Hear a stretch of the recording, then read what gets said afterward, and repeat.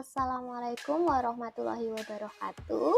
Salam sejahtera bagi kita semua. Salam Swastiastu dan semangat pagi Ananda kelas 10. Pada video kali ini kita akan belajar tentang alat pembayaran tunai dan non-tunai.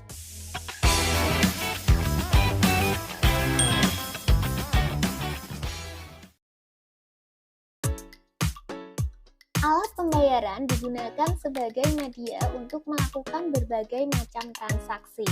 Alat ini tidak hanya berbentuk tunai, namun dapat juga dalam bentuk non-tunai. Bentuknya juga terus berkembang seiring dengan berjalannya waktu, mulai dari barter pada zaman dahulu hingga berganti menjadi uang.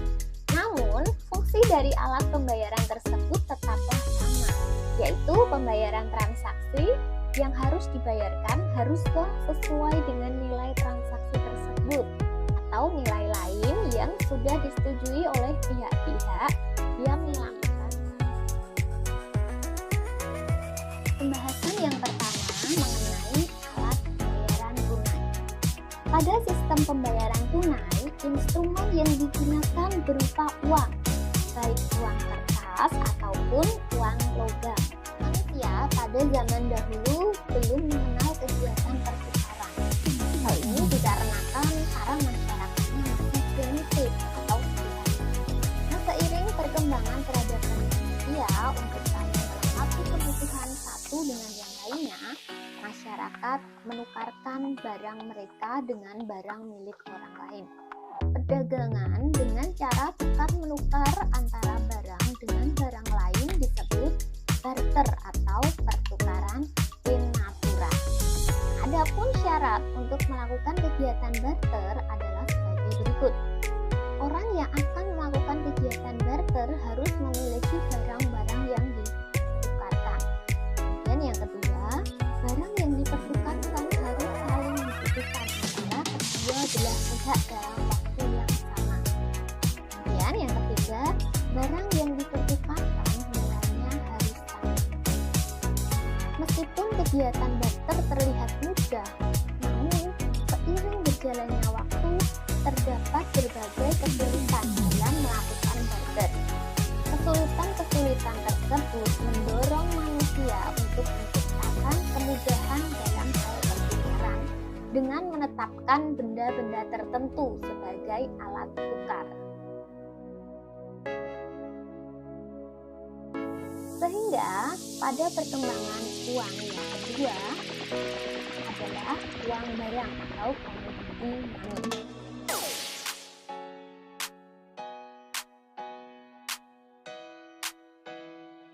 Commodity money atau uang komoditas adalah barang yang diterima secara umum sebagai alat tukar barang.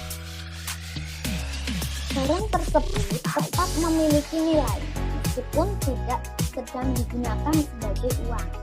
Nah, contoh uang komoditas adalah logam mulia, merica, tembakau, kulit hewan, dan barang. Namun, uang komoditas memiliki keterbatasan, yaitu tidak berlaku secara universal, tidak memiliki nilai yang stabil, tidak dapat dibagi sesuai kebutuhan, dan tidak nyaman untuk dibawa karena ukurannya yang besar dan berat.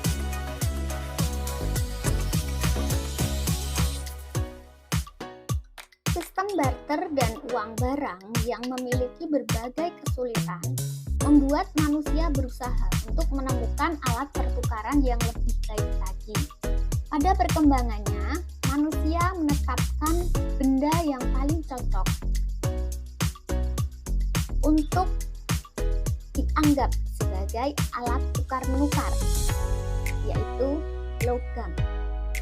Logam memang memiliki semua syarat yang dibutuhkan untuk menjadi alat pertukaran. Namun begitu, uang logam tetap saja memiliki kelemahan.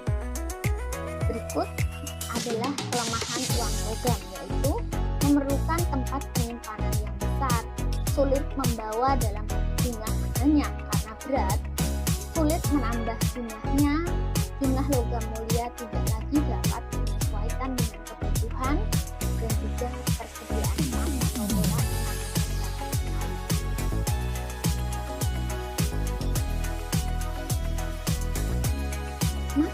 uang pun berevolusi. Uang fiat sebagian besar menggantikan uang yang terbuat dari logam mulia. Uang fiat adalah uang kertas dan uang logam.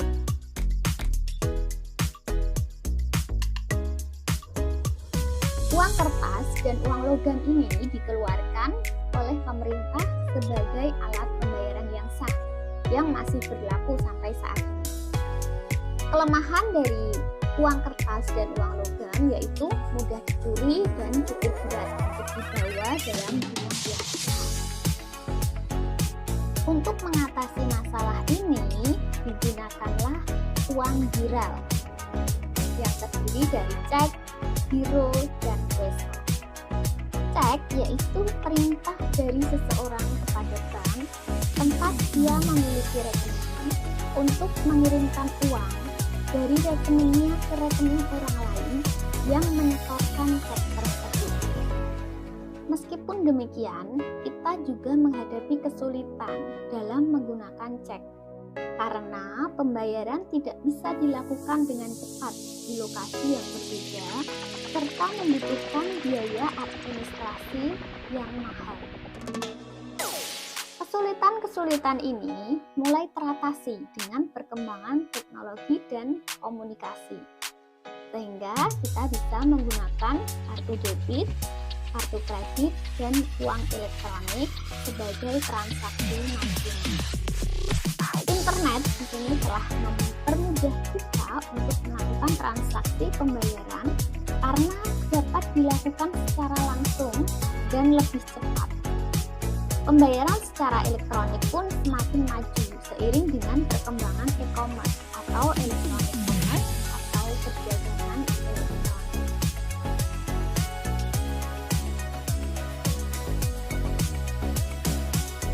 Pengertian uang. Uang dapat didefinisikan sebagai alat untuk mempermudah pertukaran. Money was made to facilitate business transaction, yang secara umum dapat diterima di dalam bentuk pembelian barang-barang atau jasa-jasa serta untuk pembayaran utang. Adapun syarat-syarat uang, yang pertama adalah digemari atau diterima oleh umum, acceptability. Artinya, uang diterima secara umum penggunaannya. Adapun uang yang beredar di suatu negara dapat diterima oleh masyarakat karena masyarakat percaya bahwa uang tersebut dapat digunakan sebagai alat tukar dan alat pembayaran yang sah. Kemudian syarat uang yang kedua adalah mudah disimpan dan dipindahtangankan atau portability. Ketiga, tahan lama dan tidak lekas rusak atau durability. Kemudian dapat dibagi dan tidak mengurangi nilainya atau divisibility. Kemudian yang kelima, mempunyai nilai yang stabil atau tetap, stability of value, dan jumlahnya memenuhi kebutuhan atau elasticity of supply.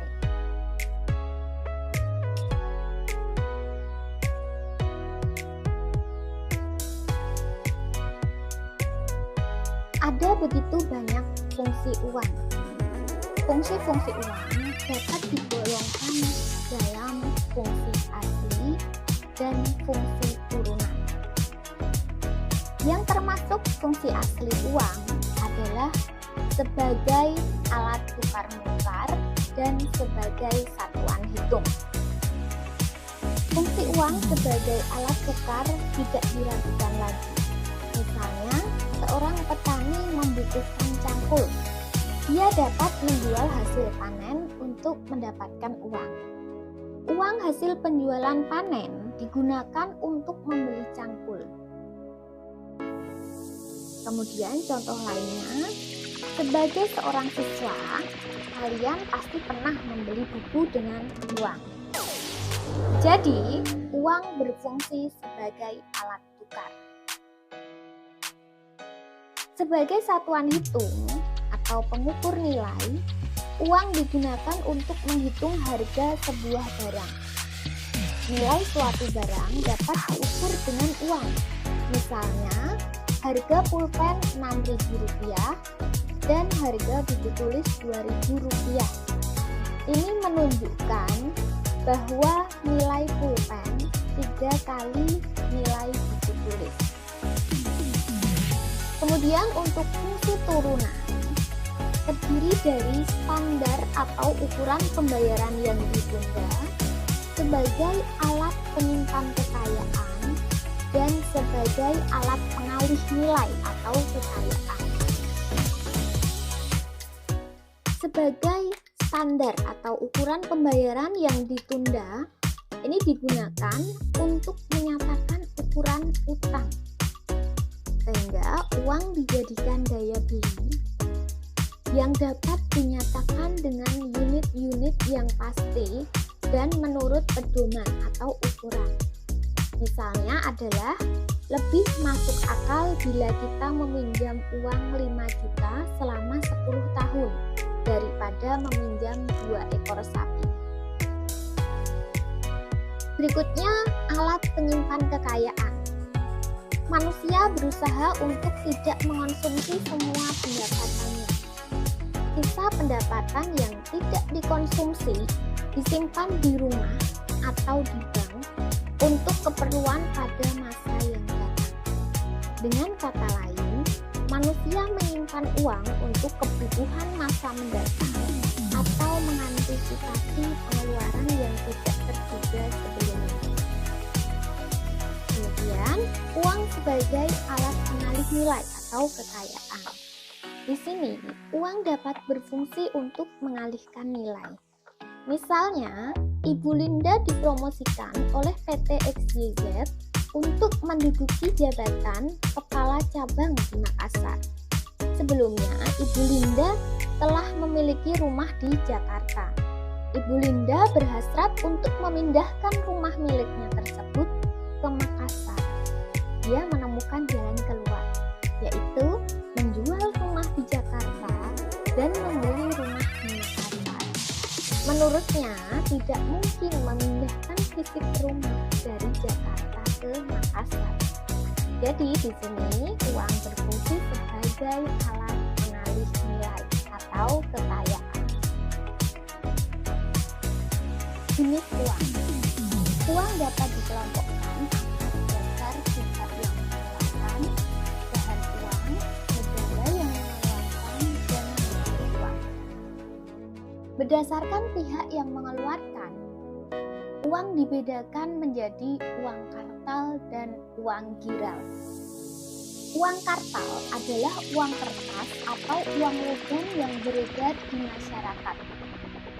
Uang ini dikeluarkan dan diatur peredarannya oleh pemerintah, serta merupakan alat pembayaran yang sah. Sedangkan uang giral adalah alat pembayaran berupa seks, biliar giro, dan sejenisnya. Uang giral dikeluarkan oleh bank dan digunakan sebagai alat pembayaran. Jenis uang berdasarkan bahan uang dibedakan atas uang logam dan uang kertas.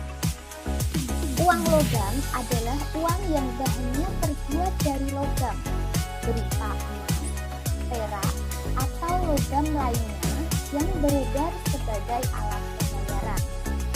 Sedangkan uang kertas adalah uang yang bahannya terbuat dari kertas serta penggunaannya diatur oleh undang-undang dan kebiasaan. Uang tersebut beredar sebagai alat pembayaran.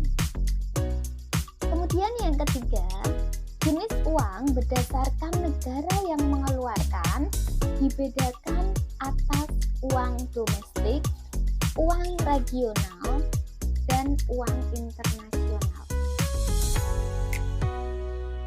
Uang domestik yaitu uang yang berlaku di dalam wilayah suatu negara tertentu saja. Contoh, rupiah, ringgit, peso, dan baht. Kemudian yang kedua, uang regional, yaitu uang yang hanya berlaku di kawasan tertentu, seperti euro berlaku bagi negara-negara di kawasan Eropa. Yang ketiga, uang internasional, yaitu uang yang berlaku tidak hanya di dalam wilayah suatu negara tertentu saja, tetapi juga berlaku di berbagai wilayah negara di dunia internasional. Misalnya dolar, yen, dan pound sterling. Jenis uang yang keempat berdasarkan nilai uang. Berdasarkan nilai uang dibedakan atas uang bernilai penuh atau full-bodied money dan uang tidak bernilai penuh atau representative full-bodied money. Uang nilai penuh adalah uang yang nilai bahannya atau nilai intrinsiknya sama dengan nilai nominal atau nilai penuh yang terdapat pada standar emas. Pada standar emas, nilai uang tersebut sesuai dengan bahan yang terkandung pada bahan uang. Jika uang emas itu mengandung emas, misalnya 5 gram, maka nilai uang itu dalam pertukaran juga seharga emas 5 gram. Sedangkan uang tidak bernilai penuh adalah uang yang nilai bahannya atau nilai intrinsiknya lebih kecil dari nilai nominalnya. Umumnya, uang yang tidak bernilai penuh adalah uang kertas. Uang yang Anda pegang bernilai Rp10.000, mungkin nilai bahannya hanya Rp200. Pembahasan yang kedua mengenai alat pembayaran non tunai. Alat pembayaran dapat digunakan untuk melakukan pembayaran. Selain alat pembayaran tunai dengan uang, juga dapat dilakukan dengan alat pembayaran non tunai, baik yang berbasis WhatsApp atau paper-based maupun berbasis kartu dan elektronik. Alat pembayaran non tunai yang pertama adalah pembayaran non tunai berbasis WearCard atau paper-based.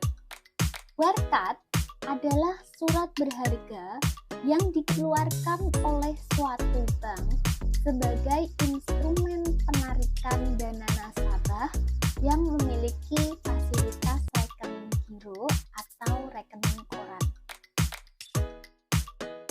Instrumen berbasis WearCard yang umum digunakan perbankan adalah cek dan biliet giro.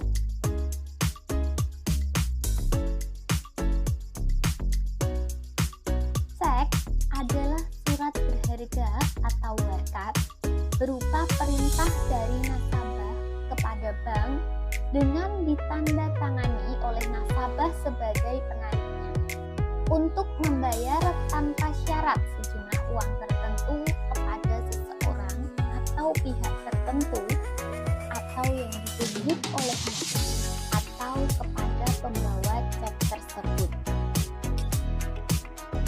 Biliet giro adalah surat perintah dari nasabah kepada bank yang memelihara rekening giro tersebut untuk memindahbuntukan sejumlah uang dari rekening yang bersangkutan kepada pihak penerima yang disebutkan namanya atau nomor rekeningnya pada bank yang sama atau bank lainnya melalui clearing.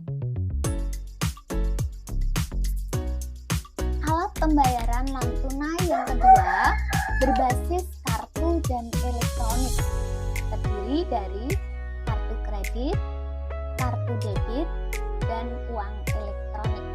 Kartu kredit adalah alat pembayaran yang diterbitkan oleh bank untuk melakukan pembayaran barang atau jasa yang akan menimbulkan utang yang harus dilunasi kemudian hari.